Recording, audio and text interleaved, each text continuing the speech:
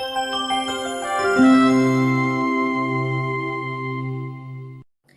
everyone, welcome to CLLST. So after lots of discussion, debates, criticism also you can say, now we are going to have BNS in effect from 1st of July. So the first and foremost thing which we need to understand is that what was the need to have a new, BNS when we were already having Indian Penal Code. So it is basically shedding 160-year-old colonial law. So IPC was enacted when we were under British rule. Now we have evolved as a society. There has been many technological advancement. There is like we can say we are now in 21st century. So keeping that in mind, we needed to have a law which aligns with India's current need, you can say, India's ethos, you can say, values, you can say, and also it is having some modern touch which is reflecting contemporary social development, technological advancement and all. So for this reason, we needed to have a new law. And this particular new law is, tackling multiple crimes and also covering emerging crimes like terrorism. Organized crime per se has been defined under the law. Cyber crime has been introduced. It is also addressing new social and economic offenses which is there in, or which you can say emerging in societies. It is now also focusing on victims' right. It is also talking about compensation, rehabilitation, which needs to be given.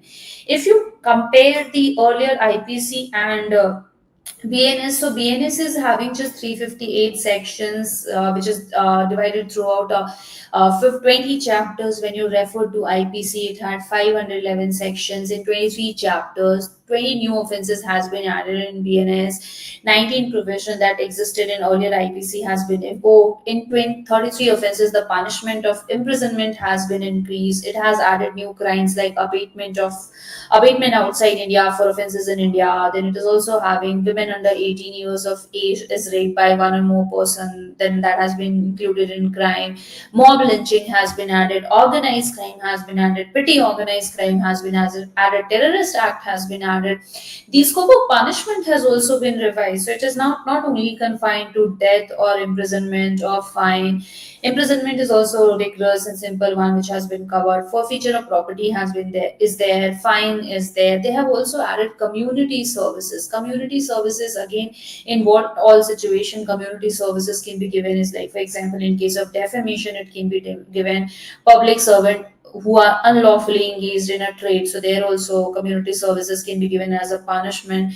Misconduct in public by a drunken person. So that can also come under community services.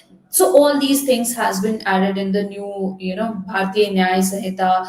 There has been some changes also with respect to definition like movable property, how it was defined in the earlier IPC and now how it has been defined in the BNS. All these things are there.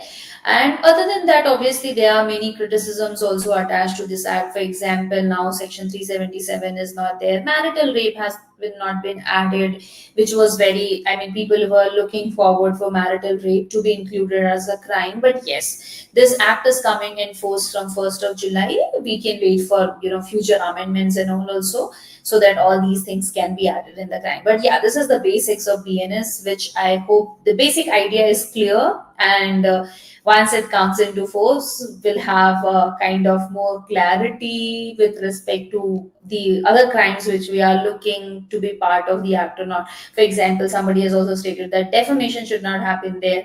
So keeping all this in mind, this act, as I mean, amendment can be introduced. So let's hope in future we can see certain amendment. But for now, Bharatiya Nyaya Sanhita is coming on force from 1st of July. So let's hope for the better implementation of the law.